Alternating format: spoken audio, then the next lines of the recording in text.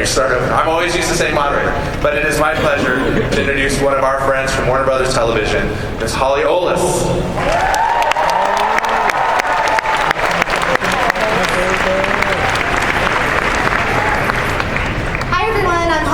From Warner Brothers Television Publicity, and welcome to the last day of COMICON 2017, and thank you so much for coming to this year's panel for Supernatural, which I'm very happy to say it will not only be entering its lucky 13th season this fall, but remains the longest running sci-fi genre series in the history of American primetime television.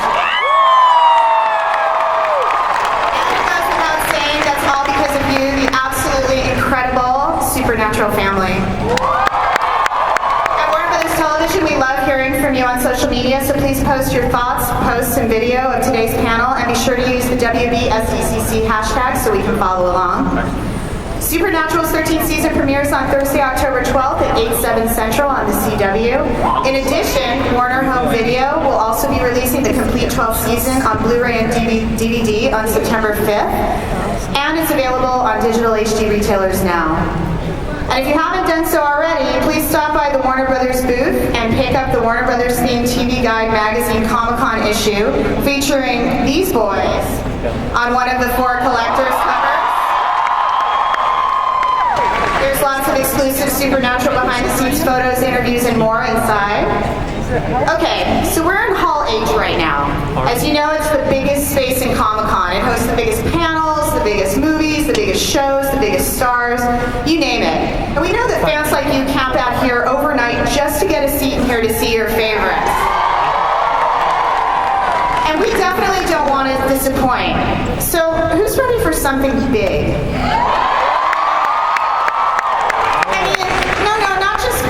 I would go so far as to say, well, huge. Well, get ready, ladies and gentlemen. You asked for it, you got it.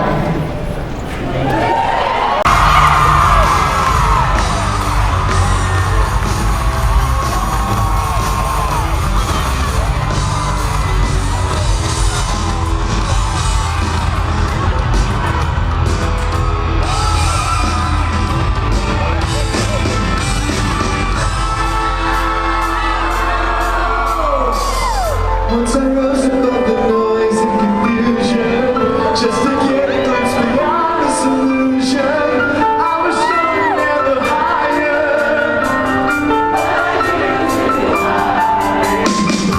Though my eyes could see, I still was a madman. Though my mind could think, I still was a madman. I hear the voices when I'm dreaming, and I can hear it say, every hour.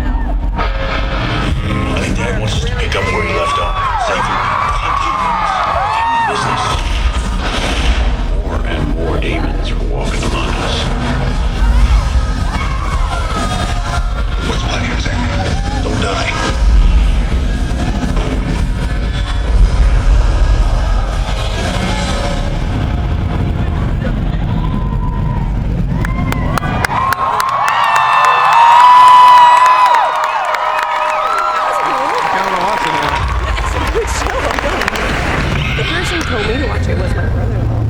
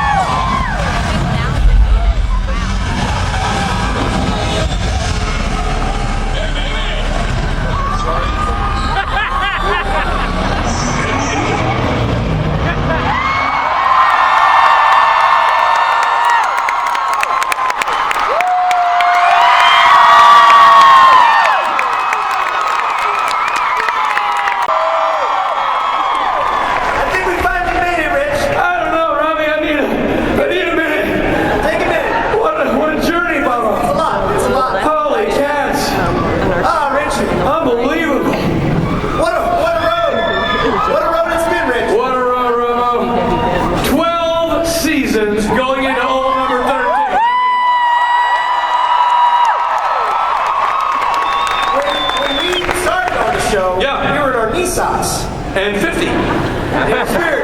Being 50 and in knee socks. We're trendsetters, Bob. That's right. Trendsetters. For those of you who might be like, I don't know, new to school, in the wrong room, or way in the back and not able to see anything, this little blurry dot is Rob Benedict. Do you know Rob? And this little fuzzy thing is Richard Spade Jr. He played Gabriel. Most recently, he's director of Supernatural. Yeah? Oh, let's bring out a starting lineup, man. Let's get right into it, shall we? All right, so Kansas, those guys can sing. They can sing! But we brought our own singer. Please welcome executive producer and showrunner of Supernatural, Mr. Bob Singer. Bob Singer. There he is. Nope, we discussed this backstage. Next to him, taking the stage, America's favorite Ackles, Jensen.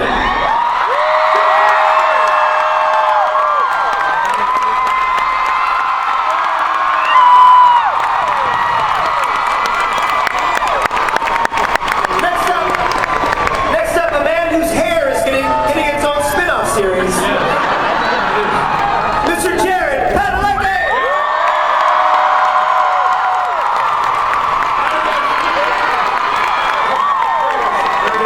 Can't wait to see this show about crime-fighting hair. Yeah, it's gonna be a great series.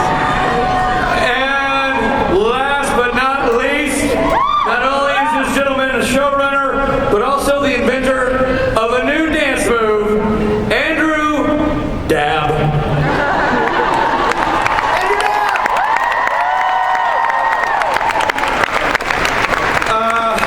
Wow, guys, congratulations on another amazing season. Season 12. Thanks. Amazing. Love it. But real quickly, sidebar. How about that opening? How about Kansas?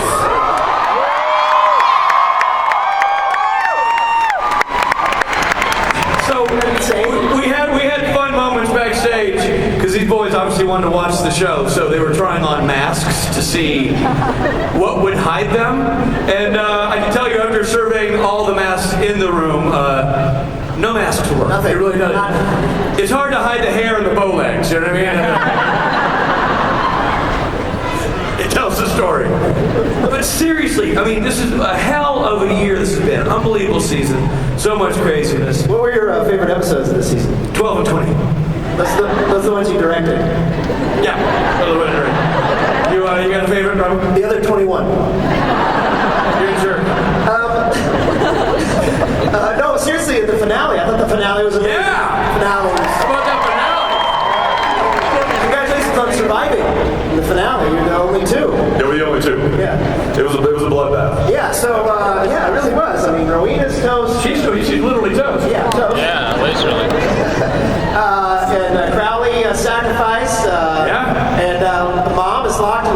convention with Lucifer. Kind of a dream date scenario? Yeah.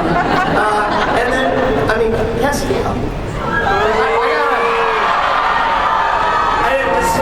Buddy. I gotta do this. Buddy. I gotta do this. Bobby.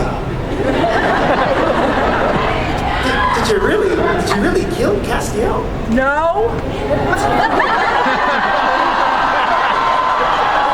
You know, we have said over the course of time, one thing that keeps the show fresh and why we've gone into our 13th season is we say when we write these things that you have to go where the story takes you. And Andrew and myself and the other writers, we thought that perhaps Castiel's time had come. No. Right? Frankly, and I think the guys will back me up on this, Misha had become a bit of a prima donna. Wanted to be number one on the call sheet.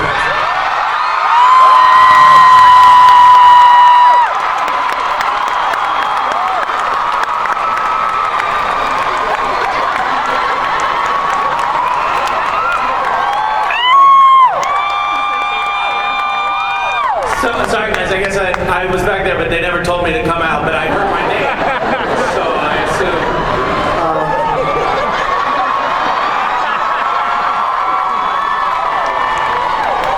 This is awkward. Well, this just got really weird. Yeah. You stop on, you want to keep crossing and go off? Oh no, I'm tired, I'll just rest right here. Well, now, I guess maybe we should just ask him, what's it like to not be on the show anymore? Yeah.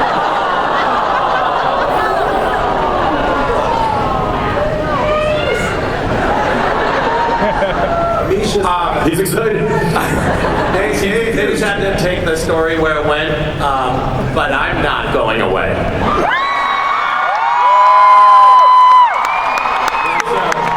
Just gonna drop my set, do craft services, that kind of thing? Yeah, That's nice. let's go stalking in America. Well, clearly Misha is here and he's going to be back, but he is a prima donna. I will say, now that Misha's on stage, there are a few people that love you, but there was a really, so for the first time in 13 years, Ackles and I were like, we're not going to wait backstage while Kansas plays. We want to be in the audience. So they snuck us way into the back corner so we could watch while Kansas was playing. And a lovely young lady who was back there, and you know who you are, got up and started dancing, and then she's like, it turns over, and here's Misha, and she's like, hey, will you take my, oh my God!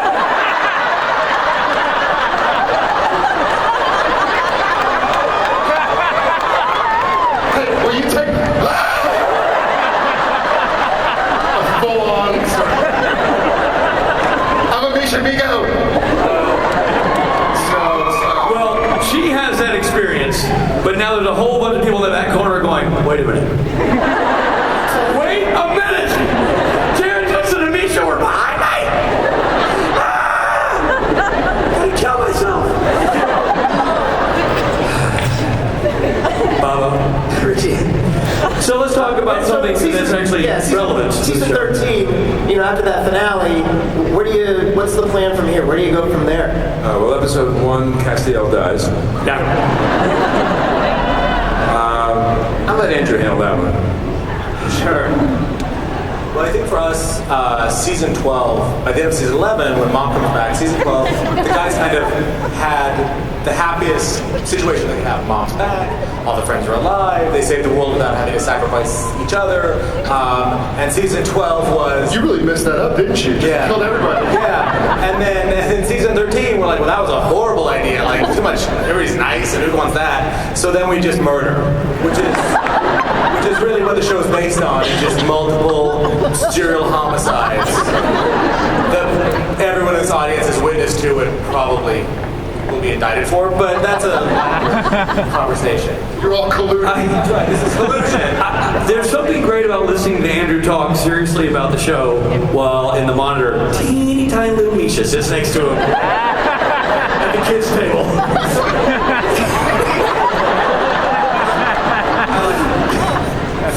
Can we talking to the producers here. Can we make this happen on set? Can he have just a little, no more big? I didn't know he was allowed to sit. Literally speaking. But so listen, one of the big characters we saw at the end of the season, we saw Lucifer. He got himself a little boy, has a son, Jack.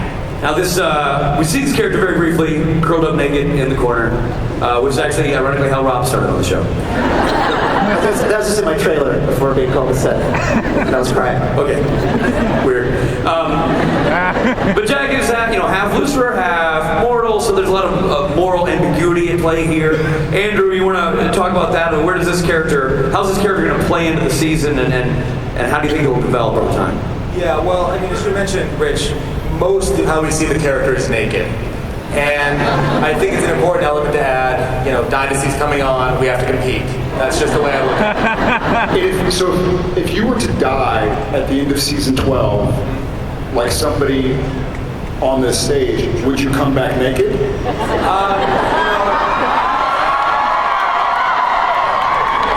I don't know that we can afford the blur effects.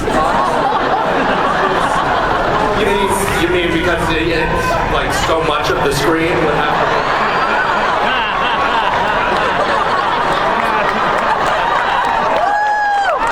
Well, I know what you mean, because you'd have not just one blur, you'd have to have 3 blurs. Yeah. The third nipple. Yeah, so, yeah. I think it's great to have this conversation because we all know Jared's been very honest on his Twitter feed. And I think this is a healthy forum to discuss this. I thought that was so brave. So brave. So accurate. So brave. I will say that after, and I had several friends and family members call me to say, like, dude, are you twittering some stuff? Huh? So, to tell you from my end of the story, we're in Chicago a week ago, and I go to bed about 11 o'clock, and I get some sleep, and I wake up at 4 o'clock to, like, go to the bathroom or something. And I have all these, like, your Twitter was favorited, your Twitter was liked, your Twitter was favorited, your Twitter was like, my Twitter, like, did I tweet something? And then I have your tweet is really gaining traction? Yeah, your tweet is gaining traction, make a comment. And I was like, and so then I have one text message, not from Jensen, not from Misha, not from Bob or Andrew or Richard or Rob, it's from Matt Cohen. And I was like, Matt, is he okay? Because he's not the type to text me at like 2 in the morning. So I open it up, and it just says, dude, Twitter. So I open my Twitter. I didn't realize he's fluent in hackles.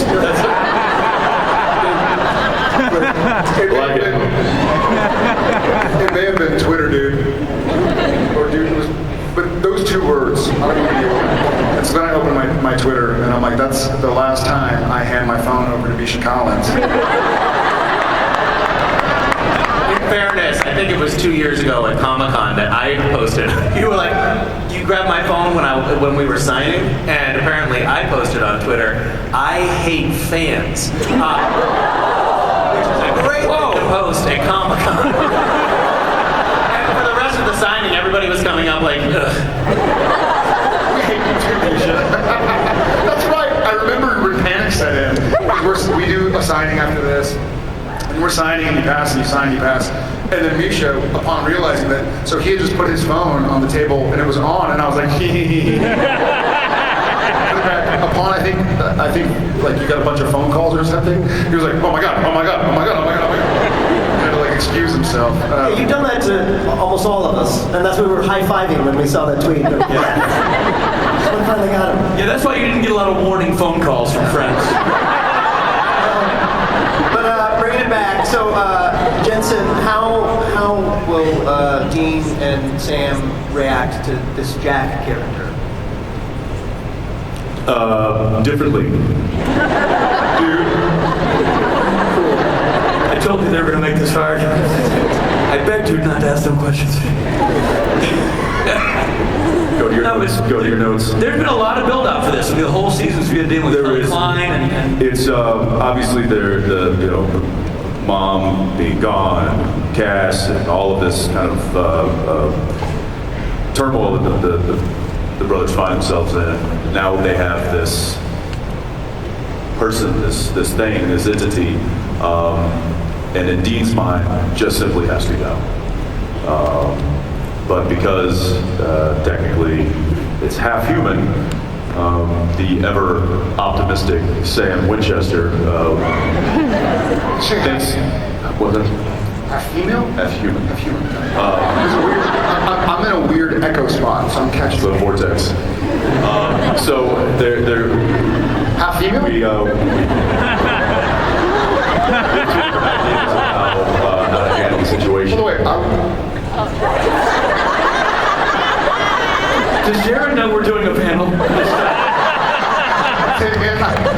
Somebody wake up at for COMICON right now. Okay. Anyway, But that's yeah, right. yeah, but that character could go either way. It could be evil, could be. Have Sam and Dean encountered somebody with these sort of characteristics before? The sort of the half Lucifer, half human. Have they wrestled this moral dilemma previously? to this degree, it's kind of trying to think of the last time. Well, no, this is the spawn of the devil, so Right. Yeah. Which I don't know why anyone would want to see how that works out. You know what? Let's see how this plays out. What could possibly go wrong? Dean's a little more practical. I have an idea. Let's shoot it in the face.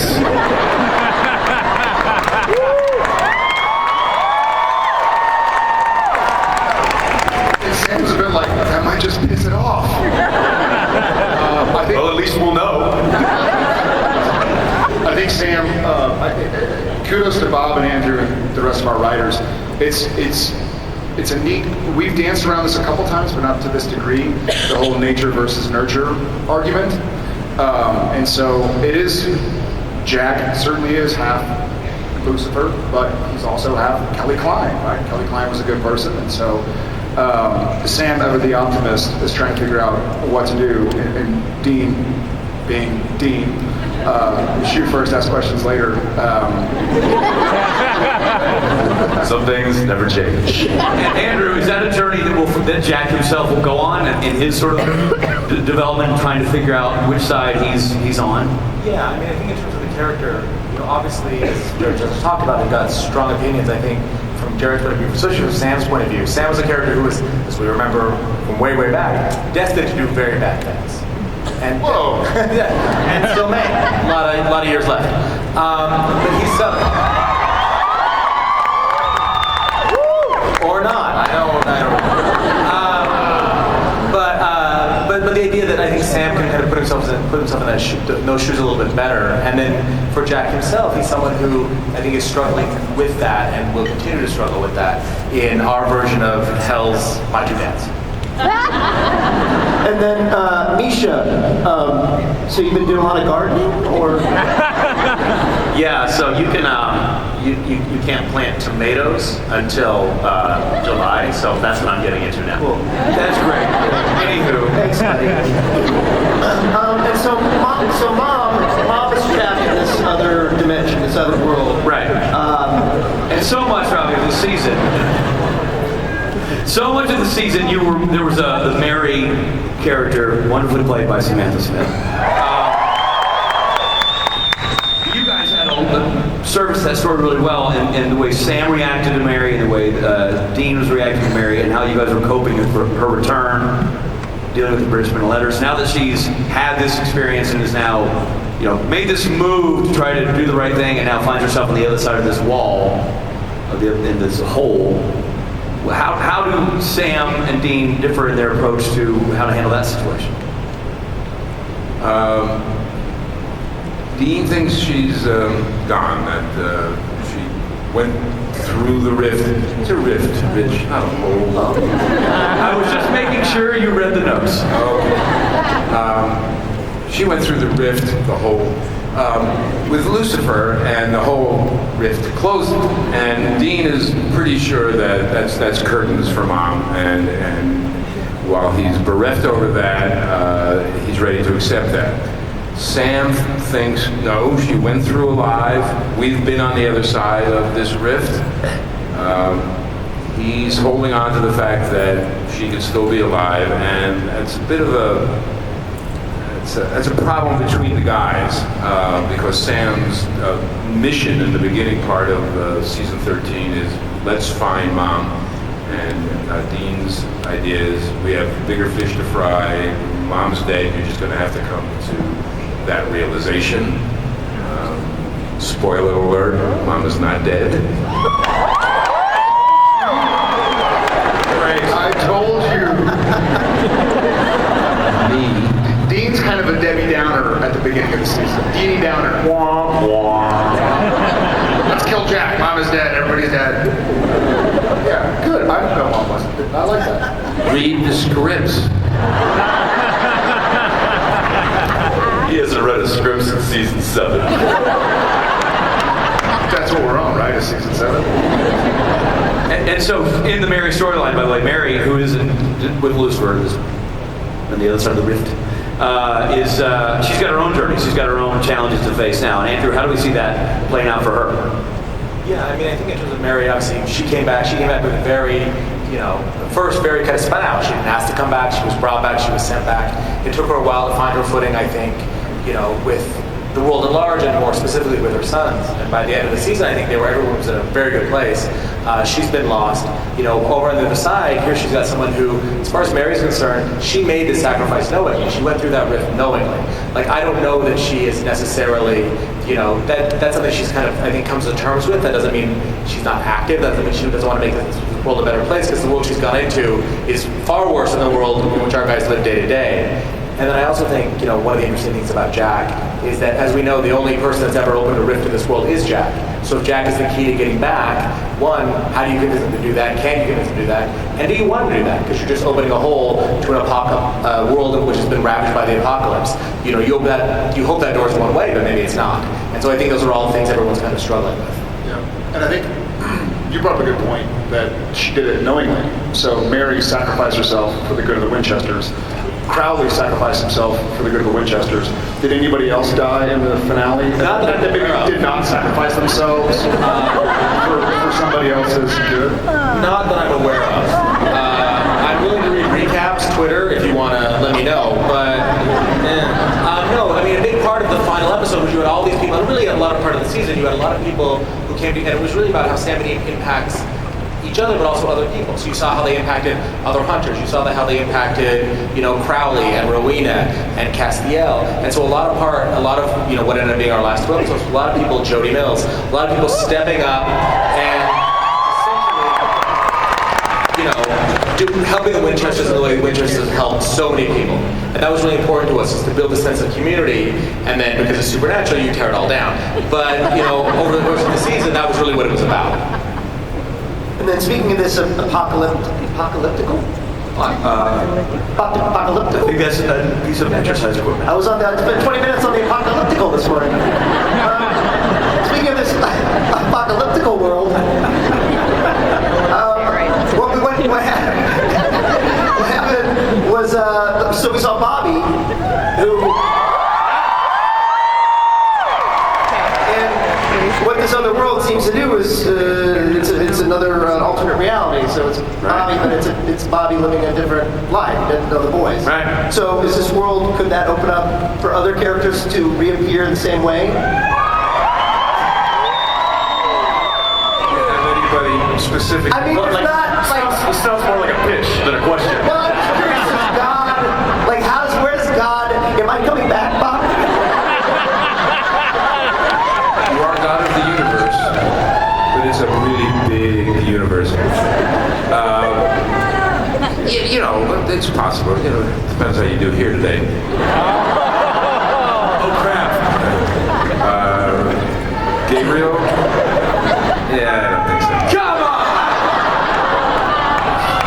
What does that, we'll do our own spin-off, Rich. Fine, Mama.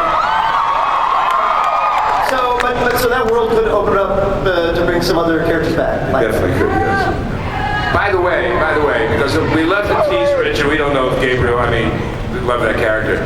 But I think for first and second time directing, Richard Spade's direction on this show has been just fantastic, and we're just so happy.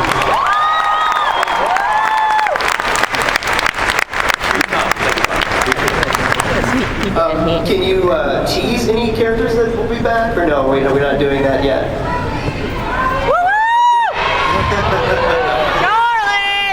By the way, by tease, he means give them a hard time. Yeah, just poking people. Like, no. I think we've got some cool characters coming back, both in our world and in the Apocalypse world. So that's the fun of it. It's, we've got some people coming back, like, Missouri Mosley's going to come back for us for the first time in a long time. Obviously, Jodie will be back for us and stuff like that. And then in Apocalypse world, without getting into spoilers, some people who have been long dead on our show are less dead in Apocalypse world. And That's some goodness. it's more hither. That's promising. So my phone number has changed. FYI. Very shifty. We're talking about a show that's been on since half this room wasn't born. We were going 13 years into a show.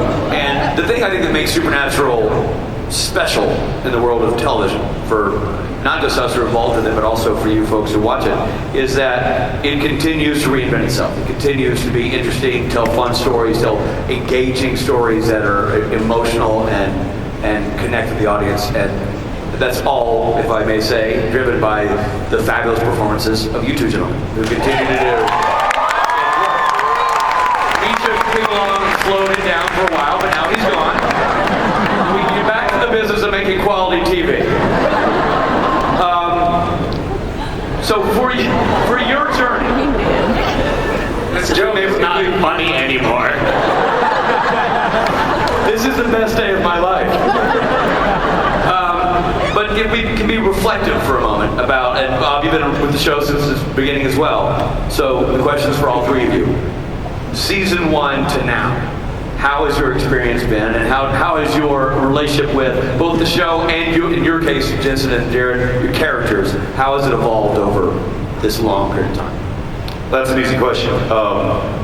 How was the last 13 years of your life? Great, thanks for asking. Yeah. Thank you, good night. Hey, you're good. It is hard to speak quickly about the experience that we've had. Obviously, it's the longest job I've ever held, and I guess one of my favorite things, one of many things that I love about doing this job is that we're never doing the same thing twice. Every day is a new experience. We're telling different stories. There's new characters to introduce and old characters to finally get rid of. And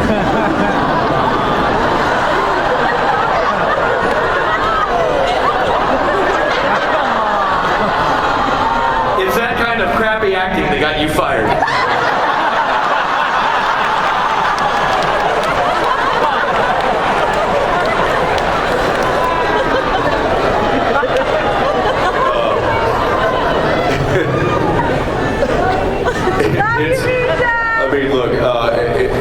It's been wonderful. The experience has been great. We've had our ups and downs. We've had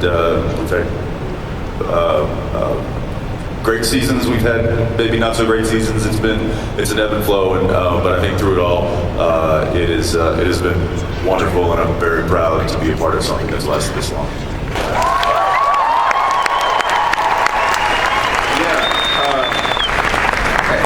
I agree with everything you just said.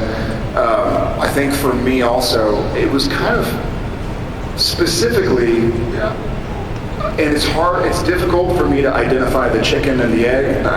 Not that I would even know which came first anyway. Well, one is a bird. One is the other little Twitter doesn't thing. really move. That's right. Got it. That's what it is. No, it's but Jared was a lot. Jared and Sam were sort of similar to season 1 in that I was like, man, this is hard work. Like this is difficult to be up in Vancouver. I had no friends. I was living in a hotel room. We didn't know if we had a job for more than 2 months because we hadn't been picked up for a season. We hadn't even really aired yet, so we didn't have this family, which is badass, that we have now. There was nothing, Twitter didn't exist. I don't mean maybe it existed, but it wasn't like, oh, well, I'm getting support from my friends that aren't here. iPhones didn't exist. iPhones, that's right. It came out like season 1, right? I know, Jesus. Let me back. So And gradually, as the show has gone on, both Sam and Jared have realized that this is life, and life is pretty great. It can have its ebbs and flows. While what he was talking about, its ups and downs, its good days and its bad days, but it's wonderful. And to look out here after 13 years and see how many thousand people jumping around and dancing, and Kansas is here.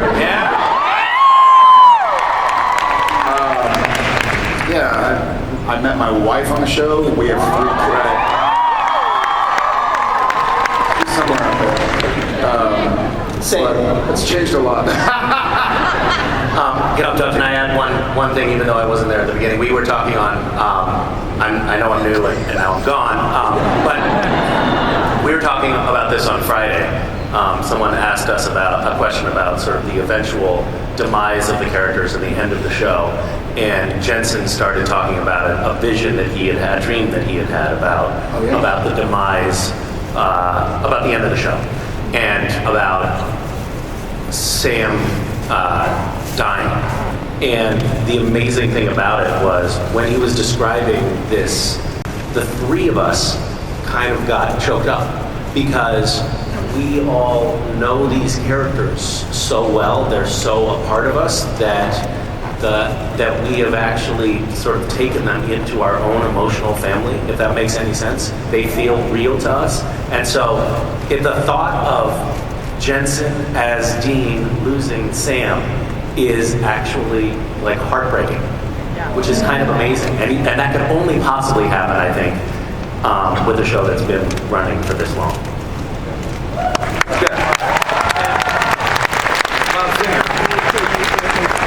One of the great consistent through lines through the whole show has been the voice and talents of Bob Singer, who's been writing stories, directing episodes since the show started.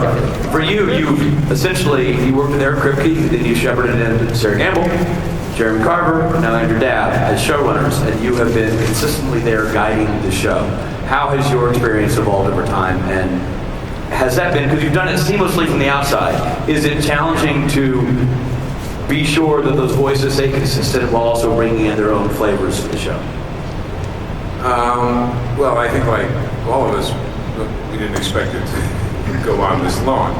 My hair was dark when we started, and it's not anymore. Working with Eric was a real gift to me, and we hit it off right from the beginning and had a wonderful working relationship. Eric had his 5-year plan and left after 5 years, and I was not sure whether I wanted to stay. The next 2 years were a little difficult for me. Again, not sure I wanted to stay. Then Jeremy came in. Jeremy and I co-wrote his first script on Supernatural, and then he went off to do something else, and we brought him back. But throughout it all, it's always been this ability to keep the show fresh. That if we felt like we were doing something, retreading something, no one involved in the show had any interest in doing that. Andrew, you'd you come with us, Andrew? Season 4. Season 4. So when Jeremy left, a rookie, a newcomer. When Jeremy left and Andrew inherited the mantle, I must say that I thought last year and so far this year is one of the most fun years I've had doing the show. Working with Andrew is a real gift. And so, I'm still enthused about the show. If I wasn't, I wouldn't do it anymore. But so it's been a great ride, unexpected, but great. Yeah. That was what was remarkable when I went back at the end of season 11, and you go up a couple times a year to direct. The enthusiasm is all still there. The writing is still 100%. And these two, you guys are doing work that I'm like, wow, season 11, 12, 13 of a show, you think people are phoning it in. You're absolutely not phoning in. That's why it's consistently great. Let me just tell one story that I think really crystallizes the relationship that everyone has in the show. I was directing an episode, I can't remember which one. We were going to do a scene with Jared and Jensen. About 30 minutes before we were supposed to shoot the scene, they come to me and they say, I think we should switch parts. I think what's written for Dean is actually should be Sam and vice versa. And I said, really, guys? Now you come to me with this? I think we had already blocked the scene, and they were lighting it. And we went to Sam exactly. We're like, hey, I think I should take all of Dean's lines, and Jensen should take all of Sam's lines. You know, changing Dean. Because we were rehearsing it, we were running it, and we were kind of tripping over the dialogue a bit, and we were just like, what, something's not right. And it was you were like, let's try something. And we've never ever done this and haven't done it since, but he was like, you read all of Sam's lines as Dean, and I'll take all of Dean's lines read them as Sam. Okay, so we tried it, and it just worked. And we were like, the light bulb went off. And we went over to Bob and said, Bob, hey, what do you think? One of our producer writers to tell him, like, hey, we're going to completely change the entire scene and flip the dialogue.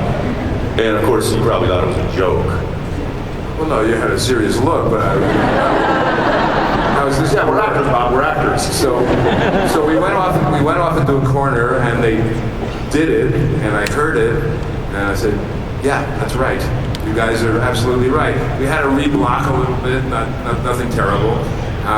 But the idea, I think, that they're always in the moment like this and thinking about what they do, and also that I think they feel comfortable enough with the producing staff to come up and sort of want to make this honest change, and that we are comfortable enough with the actors to know that this is not about ego or anything else. This is just about making the show better.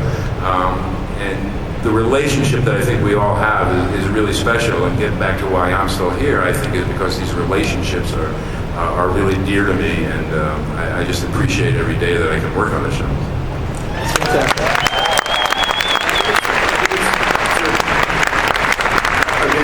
Could have said it better. I think it's we obviously, and I think y'all in the audience know this, as much as we tease the short one at the end, we all truly enjoy each other as people. It's not fake, like, hey, let's go pretend to have a bite to eat so someone takes a picture and looks like we're friends. We have legitimate friendship aside from working together, but that doesn't always translate onto the page or onto the screen or into the work environment.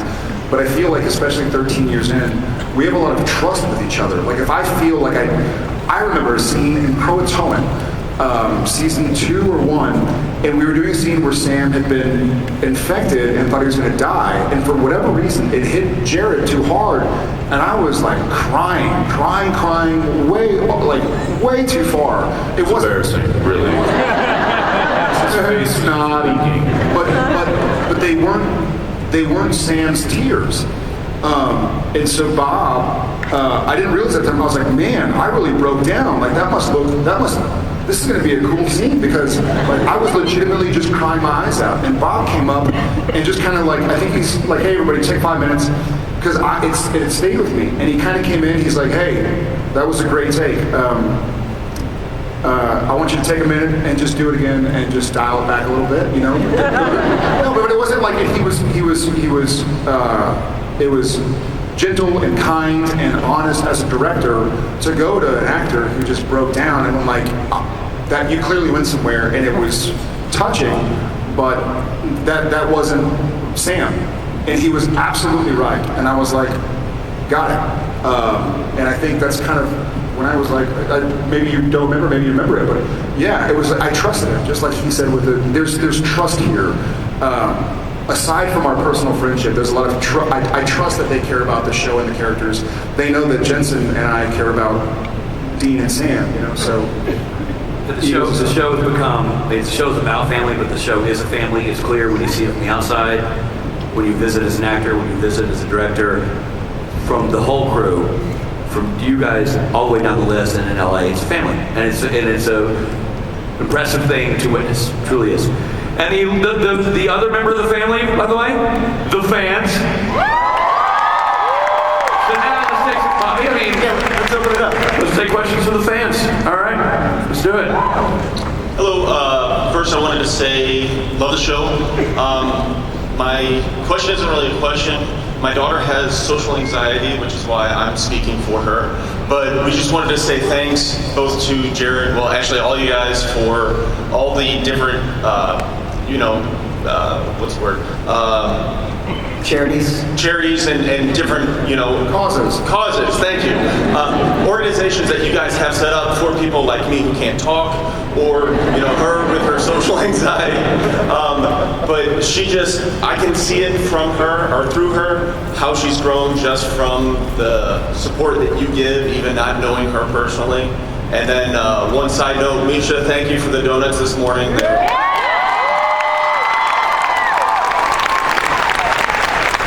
What's your daughter's name? Kaylee. Kaylee, nice to meet you. That's very, very brave of you to stand up in front of thousands of people. So let's be honest. It's embarrassing to see Misha suck up that hard to the fan base. That's not going to change the outcome. Each donut did you look at the wrapper and said, please, if you take this donut, please tweet to Andrew Dabb to bring me back. It was actually a binding contract. If you take this donut, you have to send him hate mail until I come back. I don't know, did you notice the billboard coming into town? Save Castiel. Thanks, guys. All right. Hi, my name's Emily. I'm a huge fan. I had a question about what was your favorite props, Jensen, Misha, and Jared, throughout the show. And yeah, I really love you guys.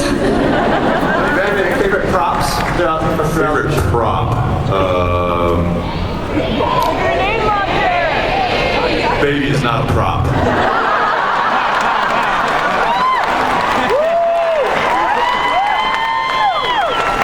No, baby is a part of me.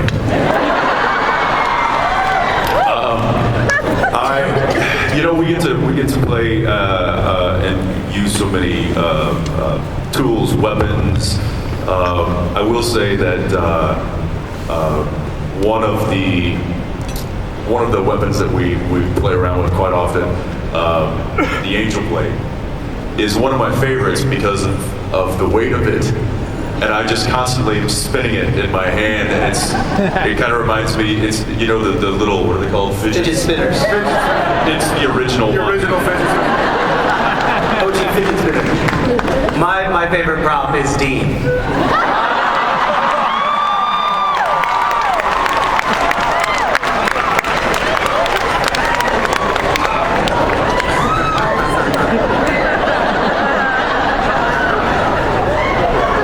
That's why he's no longer with us.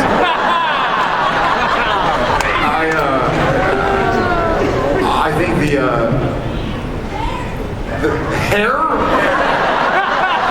Yeah, he has the best toupee in the business. It truly is. I'm gonna say the Demon Blade, Ruby's Demon Blade, not for obvious reasons. But there's another funny thing that I don't know if y'all know this. Some of y'all have maybe seen prop Demon Blade, which is kind of ironic, or maybe like saying Nile River or something. Or Sahara Desert, sorry. So some of y'all have seen the replica Demon Blades, the Ruby's knife. It was actually put together incorrectly when it first got on camera. The handle is improperly, it's upside, the handle should be the backwards way compared to where the serration is and the blade is. And for some reason, I found that out early on, and it always occurs to me whenever I hold it, because when you hold it, not like there's scenes where I have to pull it out of my back pocket or something, and you put it in a certain way, expecting the handle to fit ergonomically a certain way. When you pull it out, and the blade is facing me, and I'm like, I'm gonna do that again. And then pull it out, and it's ready. But I really dig the Demon Blade. Thank you. Hi guys, my name's Amanda, and I saw that you were playing video games yesterday during press, and I was just wondering, who won? We didn't finish. They pulled us away before we could finish. It was the new Mario Kart, and I was winning.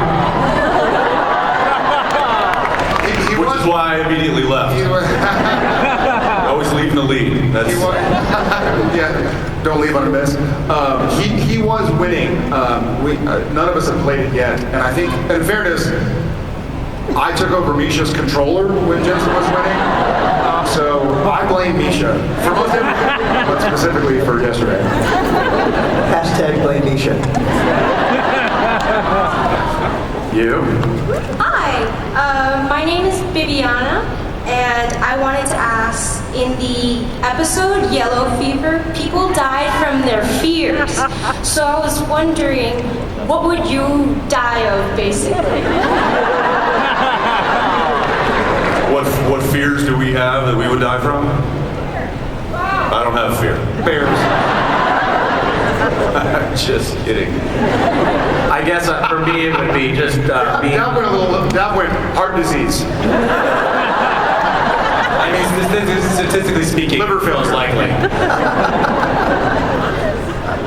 For me, I think it would be just being like, it's like a classic sort of fear, but it would be being up on stage with in front of a large number of people with my friends making fun of me. In a tiny, tiny chair.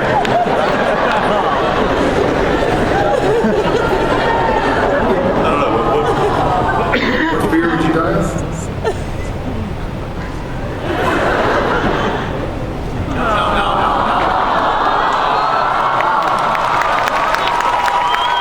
He does this and he didn't even get a donut. Bob Singer never got a donut. Oh, this is. Oh, man, I tell ya.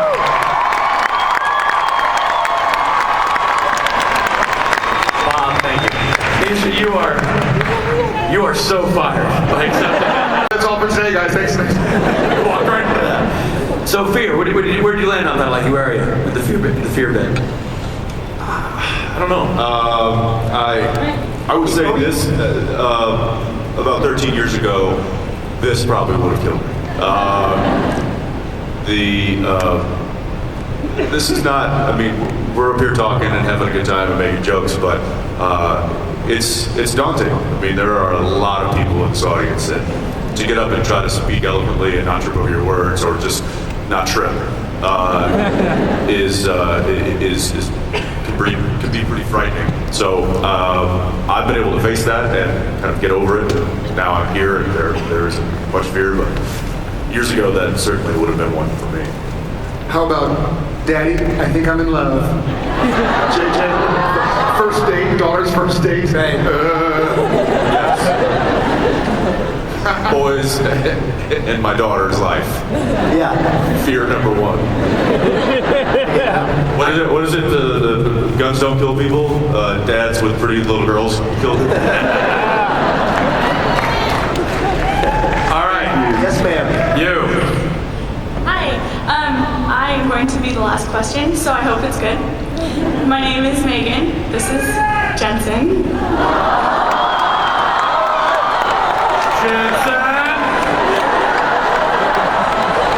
And this is Baby. Yes. And so Is Baby gonna be named Baby? Please name Baby. possibly How old is Jensen? a year and a half. Nice. Well, but that name served me well. I hope it serves you well. What's his middle name? Michael, Michael. Archangel, but Of course. I have to ask you a question.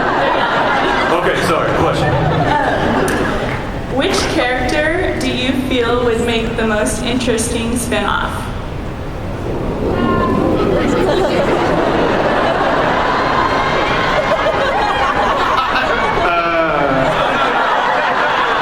No, sir.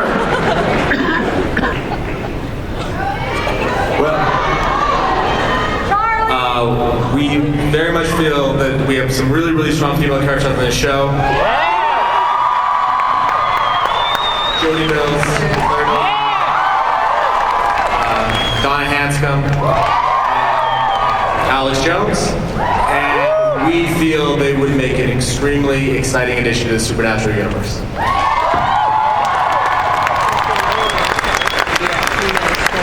There we go. Gentlemen, here we are. Here we are. The end of yet another panel. San Diego Comic-Con. Somebody literally goes, "What?"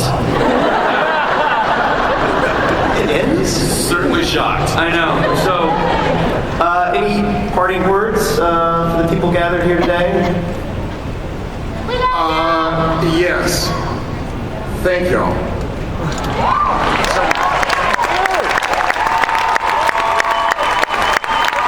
And I think touched on it before, but we exist like this because y'all exist like that. So this is 50-50 here. We're the ones on stage, but this is as much y'all as it is us. So thank y'all for giving us the chance to play these characters and tell this story.